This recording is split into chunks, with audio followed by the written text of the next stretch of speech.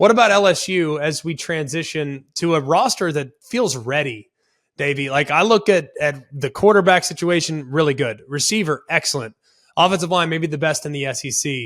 Running back by committee, maybe not a bell cow right now, but still a really talented group from top to bottom, even though it goes 5 deep. Defensively, maybe the best 2 defensive players in the SEC. You can make a case. If Mason Smith's 100% healthy, he's probably the best defensive tackle in the league.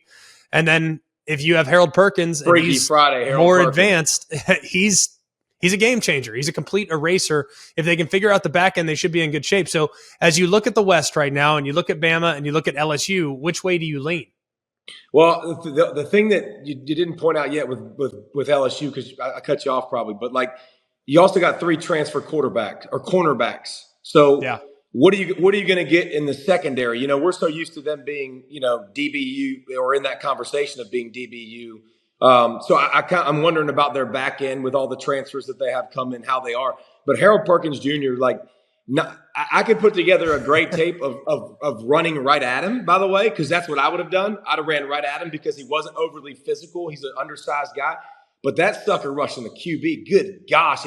And listen, it might be the number, but if he don't give you Von Miller vibes, I don't know who does. I mean, he gives you the ghost rush. He gives you the speed. Like, he plays really, really hard. And he was a true freshman. Like, him a year later in the system with his body being built up. But Jaden Daniels, man, I remember watching the first game with you and Tess last year. And I remember thinking, he ain't got a clue how to play quarterback.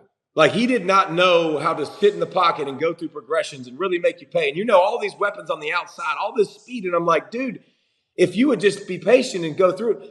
End of the season, you started to see that. Less scrambling for his life.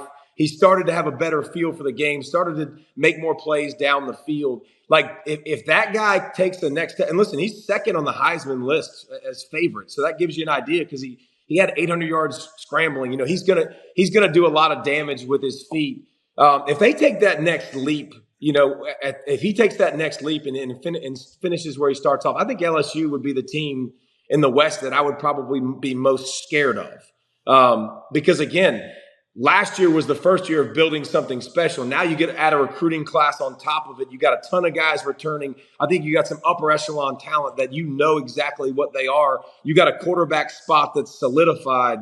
That's why I might lean towards LSU over Alabama. But it's interesting to me, the most talented teams in the country, Bama, Georgia, Ohio State, all with new quarterbacks, you know, at this point, all give you a little bit of pause of where you think they'll be.